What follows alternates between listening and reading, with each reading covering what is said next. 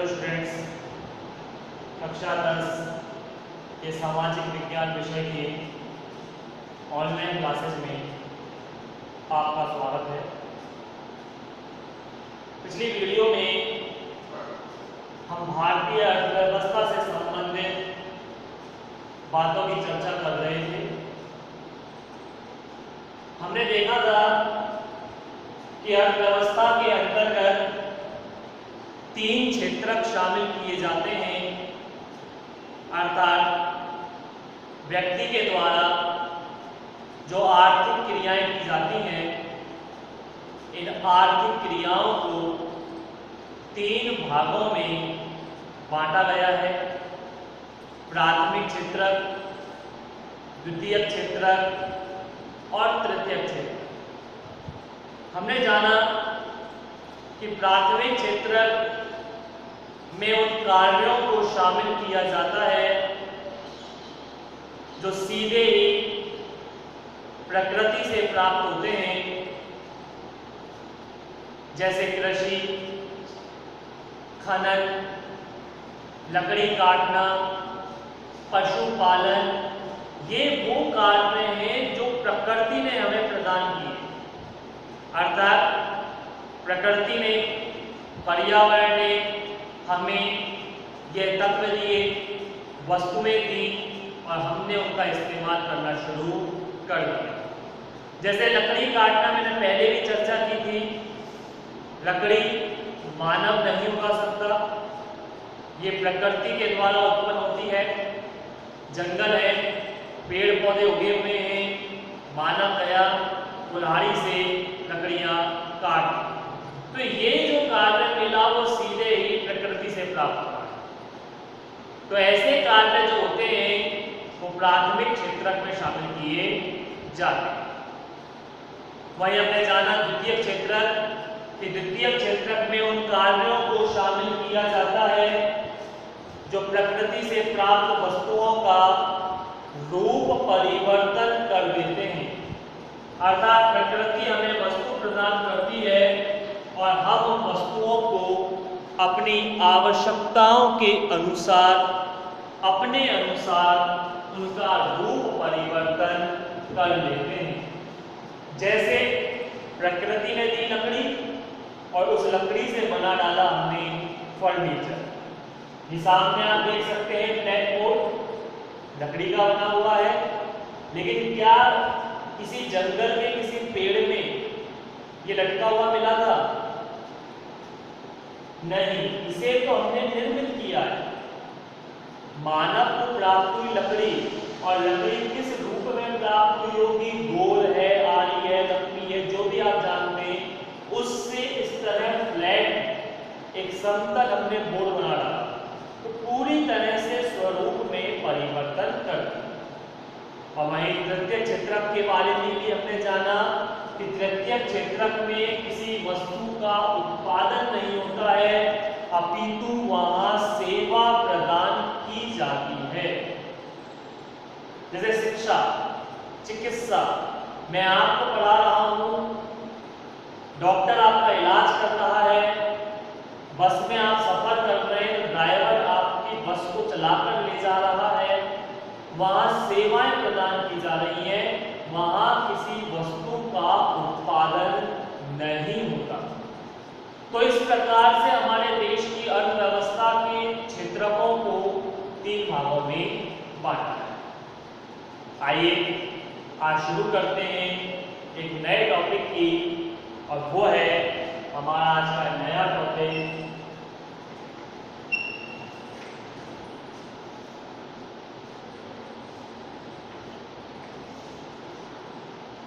राष्ट्रीय आय, national income. हालांकि इस बारे में एक संक्षिप्त जानकारी हम पिछली वीडियो में ले चुके थे, लेकिन यहाँ विस्तार से हम जानेंगे कि राष्ट्रीय आय क्या है। एक सामान्य शब्द के आधार पर यदि हम समझने का प्रयास करें तो हम इसे ये कह सकते हैं कि राष्ट्रीय आय अर्थात राष्ट्र की आय, राष्ट्र को प्राप्त होने वाली आय, देश को को प्राप्त होने वाली आय। तो वो सही भी आता है कि हाँ, एक राष्ट्रीय आय वह है जो एक देश को प्राप्त हो रही है, एक राष्ट्र को प्राप्त हो रही है। लेकिन पारिभाषिक रूप से अगर समझने की कोशिश करें या इसकी परिभाषा को जानने का प्रयास करें तो हम इस तरह से बोल सकते हैं कि एक देश के सभी साधनों द्वारा एक वर्ष में प्राप्त आय का योग राष्ट्रीय आय कहलाता है। एक देश के सभी साधनों द्वारा एक वर्ष में प्राप्त आय का योग राष्ट्रीय आय कहलाता है। तो ऐसे देखें, उसके बाद समझेंगे हर एक शब्द को।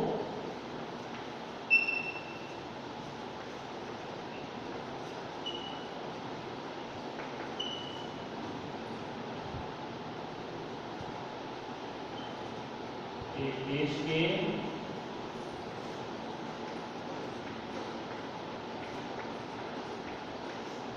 सभी साधनों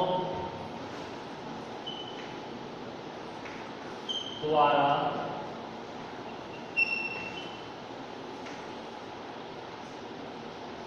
एक वर्ष में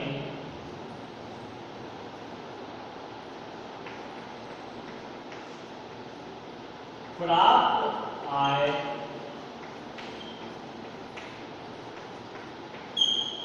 का योग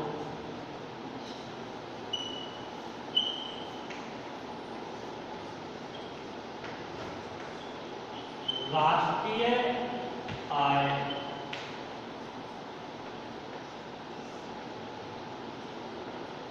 कहलाता है। एक देश के सभी साधनों द्वारा, अब यहाँ एक एक शब्द को हम विस्तार से समझेंगे। एक देश के सभी साधनों द्वारा, ये सभी साधनों का मतलब क्या है? सभी साधनों का मतलब है तीनों क्षेत्र जो हम पढ़कर भी आए हैं, प्राथमिक क्षेत्र, द्वितीय क्षेत्र, तृतीय क्षेत्र। यदि आप अपने आसपास नजर दौड़ाएं, समाज को देखें, बाजार में जाएं, तो आपको विभिन्न आर्थिक गतिविधियां करते हुए व्यक्ति दिखाई दे जाएंगे।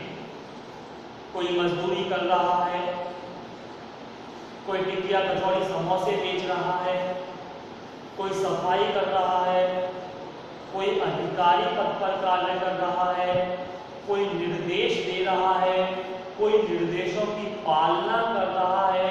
यानी प्रत्येक व्यक्ति कोई ना कोई आर्थिक क्रियाएं करते हुए देखे जा सकते हैं।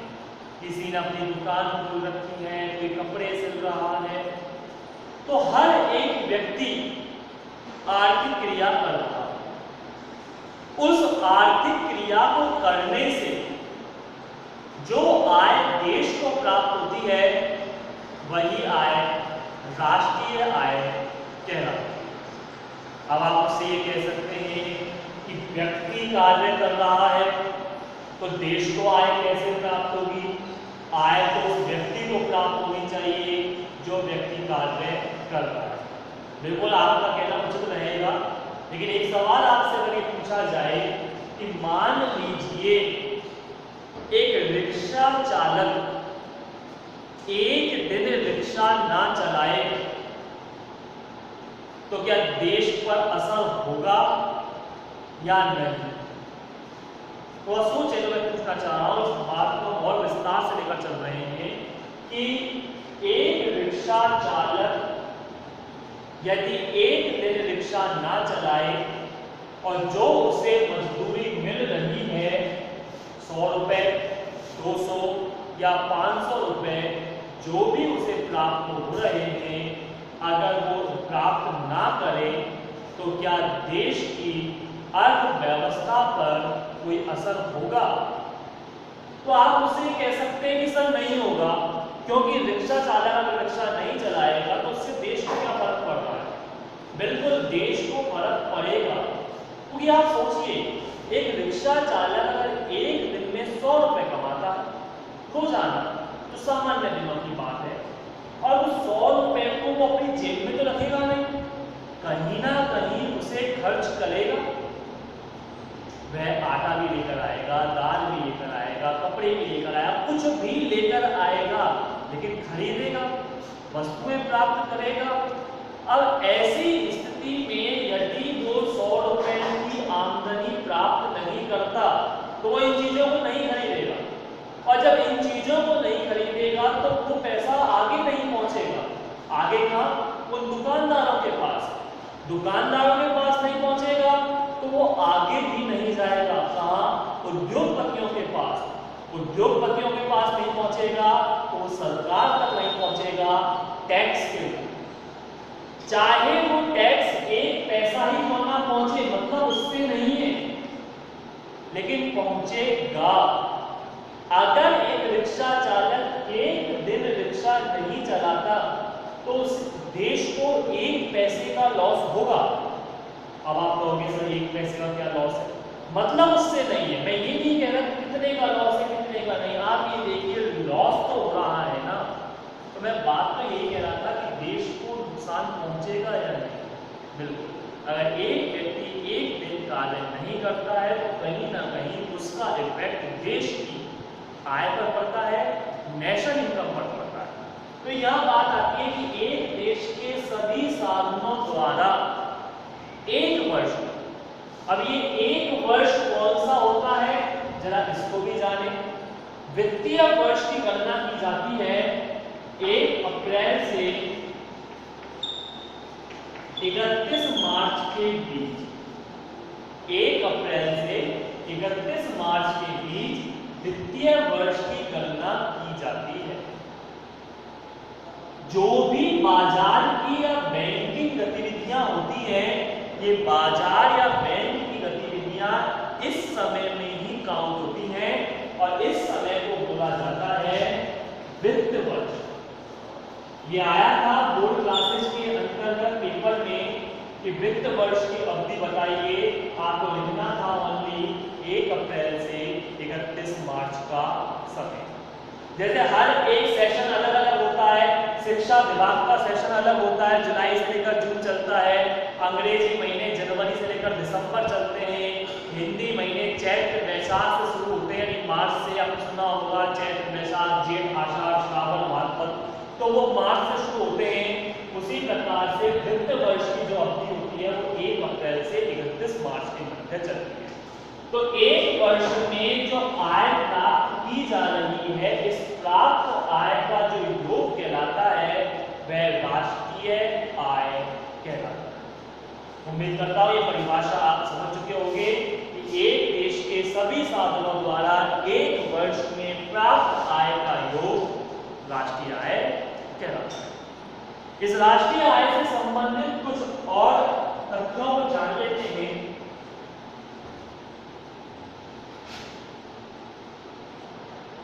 भारत में सबसे पहले जो राष्ट्रीय आय की गणना की गई थी वो सन 1868 में प्रमुख अर्थशास्त्री दादा भाई नौरोजी के द्वारा की गई।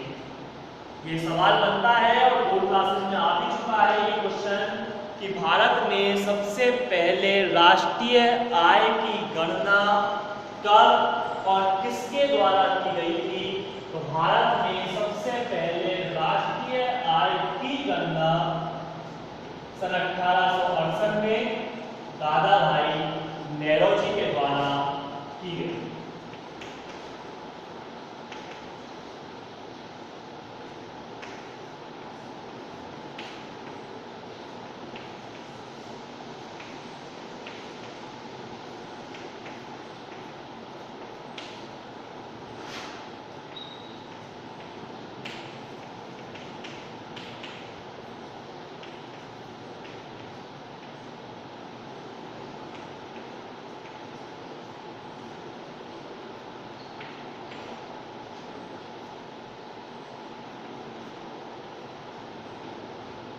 ये पहला तथ्य फैक्ट है आपके सामने, ये कुछ फैक्ट हैं।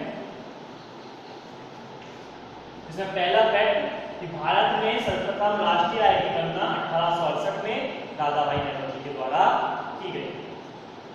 ये स्वतंत्रता प्राप्ति से पहले की बात है।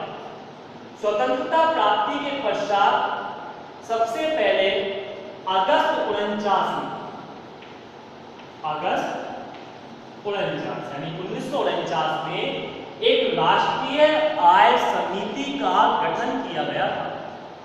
अगस्त 1949 में राष्ट्रीय आय समिति का गठन किया गया था स्वतंत्रता प्राप्ति के पश्चात, और इस समिति के जो अध्यक्ष बनाए गए थे वो बनाए गए थे पीसी मेहलोनोबिस।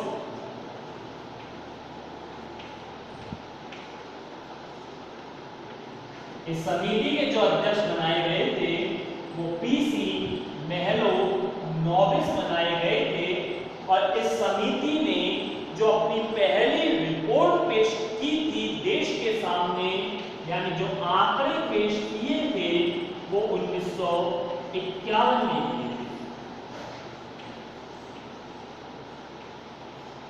यह समझाने की ऐसी कोई चीज नहीं है, सिर्फ आंकड़े हैं जो आपको याद रखने होंगे कि सर्वप्रथम रिपोर्ट 1951 में प्रदान की थी पीसी मेहलोनोबिस की अध्यक्षता में बनी राष्ट्रीय आय समिति के द्वारा, और इस समिति का गठन किया गया था अगस्त 1949 में।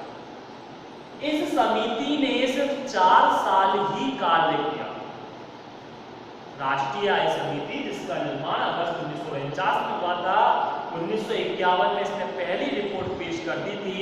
उसके बाद इसने जो अंतिम रिपोर्ट पेश की वो 1955 में, और इसके बाद 1955 के बाद इस समिति को समाप्त कर दिया गया। यानी समिति ने पहली रिपोर्ट 1951 में, आप आंकड़ों को तारीखों को याद रखें क्योंकि सामाजिक विज्ञान विषय के अंतर्गत तारीखें डेट विशेष जरूरी होती हैं। डेट्स में गलती हो गई, तारीखों में गलती हो गई तो आंसर पूरा गलत हो सकता है। अगस्त 1949 में समिति का गठन किया था। 1951 में समिति ने पहली रिपोर्ट पेश की थी। 1955 में समिति ने अंतिम रिपोर्ट पेश की। इस समिति के जो अध्यक्ष बनाए गए थे वो पीसी मेहलोनोबिस बनाए गए। 1955 में इस समिति को समाप्त कर दिया गया, और इस समिति के पश्चात एक नई संस्था गठन की गया। नई संस्था गठन किया गया जिसका नाम है CSO, सेंट्रल स्टैटिक ऑर्गेनाइजेशन, अर्थात केंद्रीय सांख्यिकी संगठन। तो 1955 के बाद जो CSO का गठन किया गया, सेंट्रल स्टैटिक ऑर्गेनाइजेशन का गठन किया गया था, जिसे हिंदी में केंद्रीय सांख्यिकी संगठन कहा जाता है, तब से लेकर अब तक यही समिति कार्य कर रही है, यही संस्था कार्य कर रही है, और प्रति वर्ष देश की राष्ट्रीय आय के आंकड़े हमें उपलब्ध कराती है।